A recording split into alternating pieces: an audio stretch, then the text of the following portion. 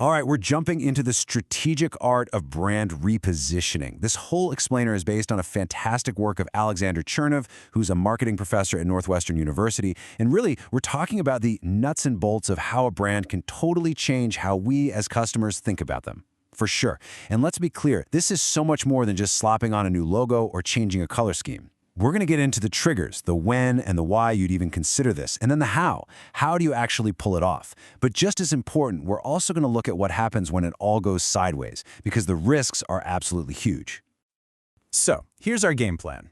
We'll kick things off by defining what brand repositioning actually is. Then, we'll dig into the 5 big drivers for change. Yep, and after that, we'll talk about the tools you use, identifiers versus associations. And we'll wrap up with a couple of killer case studies, the Tropicana fiasco, and a masterclass from Michelin. Okay, let's get into it. First up, defining brand repositioning. You know, that subtitle, Changing Minds, Not Just Products, is pretty much the whole story right there. It really nails the core idea. Yeah, let's really focus on this definition for a second because it's crucial. The key phrase here is without significantly altering the products or services. This isn't about launching new and improved widget 2.0. It's a strategic shift. You're changing your target, you're changing your value proposition, you're essentially changing the entire story you tell the market, even if the thing you sell stays pretty much the same. And this is a fantastic way to see the difference in practice. So on the one hand, you have repositioning. Think about McDonald's. They didn't suddenly get out of the burger business, right? But they actively worked to shift their meaning from just fast food to something more like a family-friendly, almost cafe-style spot with McCafe and better-looking restaurants. The meaning changed. Exactly, the meaning changed. Now compare that to a brand extension. That's just adding something new to what you already do. A soap brand starts selling deodorant or lotion. That's just adding a new product. Repositioning, well, that's trying to change the entire perception of the brand itself. It's way, way harder because you're fighting against all the existing ideas people have in their heads about you. Oh, these are just classic examples. I mean, Marlboro, that's probably the most famous repositioning story of all time. Going from mild as May, a cigarette marketed to women, to the absolute pinnacle of rugged masculinity with the Marlboro Man, that is a 180-degree turn. It's just wild. It's incredible. And look at Target and Hyundai. They did something similar, just maybe a little less dramatic. Target is still a discount retailer, but they layered on this value-price designer vibe. They made bargain hunting cool. And Hyundai, remember when they were just the cheap, basic option? They completely changed that perception by focusing on design and then dropping that game-changing 10-year warranty. It wasn't about the car changing overnight. It was about the promise changing. All right, so that's the what. We've got a handle on it. Now let's get into the why. This next section is all about the 5 big drivers that signal it might be time for a strategic shift.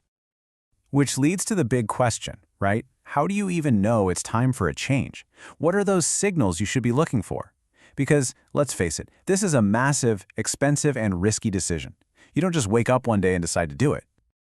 Okay, so here they are, the 5 core catalysts. You've got things like your target customers changing, their needs evolve, they get older, new generations come in.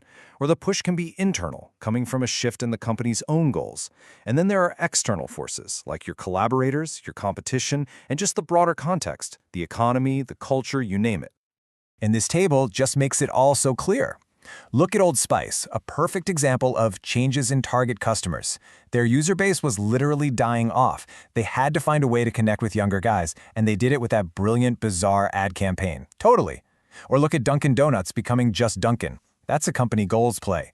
They wanted everyone to know they were serious about coffee and beverages, not just donuts, so they changed the name to signal that focus. But that customer driver is so often the big one. Brands are terrified of becoming irrelevant, of being the brand their parents used. You have to evolve or you just fade away. Okay, so we've got the what and the why. Now we're digging into the how. What are the actual levers you can pull to make this happen? And it really comes down to 2 big things: identifiers and associations. But before we get to those levers, we have to talk about the core challenge, the tightrope you have to walk. You're constantly trying to find that perfect balance between continuity, keeping what your loyal customers love, and novelty, creating something new and exciting. It's such a tough balance to strike, because on the left here you see brand identifiers. These are the things you can change with a memo. Your name, your logo, your packaging, you own them. But on the right, you have brand associations. These are the ideas that live in your customer's head. Things like value, luxury, family-friendly. You don't own those. You have to build them painstakingly over time. That's the perfect way to put it. You can change your logo in a day. Changing what people think when they see that logo, that can take years, if it's even possible. The identifiers are the tools, but the associations are the goal. And that brings us to maybe the most famous case study of what happens when you mess up that balance between identifiers and associations. I'm talking, of course, about the Tropicana cautionary tale. Right, and what's so fascinating is if you read their stated goal for the redesign, it sounds great. They wanted to reinforce brand attributes, rejuvenate the category, rediscover health benefits. Who could argue with that? Nobody. The strategy itself was sound. Their intentions were good. The problem wasn't the why. The entire disaster was in the how, in the execution. And this table just lays the failure bare. Look at this. They didn't just tweak one or two things. They threw out everything people recognized. The famous straw in the orange graphic? Gone. The big, bold vertical logo? Replaced with a weak-looking horizontal one. They even moved the no pulp label, which is critical information for shoppers. It was a total visual wipeout. And that's a death sentence for a product like orange juice. Think about how you shop for it. You're in a hurry, you scan the cooler, you're not reading a novel. You're looking for a familiar shape and color. It's a habit. Tropicana broke that habit. They made their loyal customers stop, get confused, and have to actually search for their product. And in that moment of hesitation, the competitor's carton is sitting right there, looking familiar and easy. The choice becomes simple. And the result was immediate and catastrophic. Sales just fell off a cliff. We're talking a massive decline in just a matter of weeks. They had to backtrack so fast, it was almost embarrassing, publicly announcing they were bringing the old packaging back. Okay, so that's a brutal lesson in how not to reposition. So let's flip the script and look at an absolute masterclass in brand evolution, and that's the story of the Michelin Man. Yeah, and to really get this, you have to appreciate just how long they've been around. Michelin was founded way back in 1889. They've been innovating for over a century, from the first detachable bike tire to pioneering radial tire tech. And their brand icon, the Michelin Man, has been with them for almost that entire journey, debuting way back in 1898. This isn't some new mascot. He's baked into the brand's DNA. And here's a fun fact. His name isn't actually the Michelin Man, it's bibendum. It comes from this original Latin slogan, Nunc est bibendum, which means now is the time to drink. The idea was that he was drinking up road hazards like nails and glass. Pretty cool origin story. Okay, this slide says it all. You look at the then version, he's almost creepy. He's made of skinny bike tires, he's got these little glasses on, he's smoking a cigar. He looks like a wealthy aristocrat, which makes sense. That's who owned the first cars. Exactly, he was for them. But now look at him. He's friendlier, he's more athletic and active, he's definitely not smoking. He's made of modern car tires. And this is the whole point. They never had a Tropicana moment. They never just blew him up and started over. It was a slow, deliberate evolution over 100 years.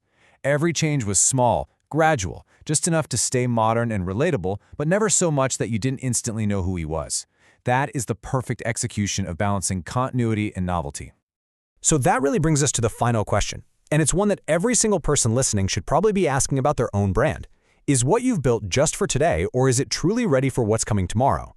That really is the million-dollar question, isn't it? Because what we've seen is that the best brand repositioning isn't reactive. It's not something you do because your sales are tanking. It's proactive. It's about constantly reading those signals, understanding where the world is going, and making sure your brand is already on its way there. It's about building for the future, not just fixing the past.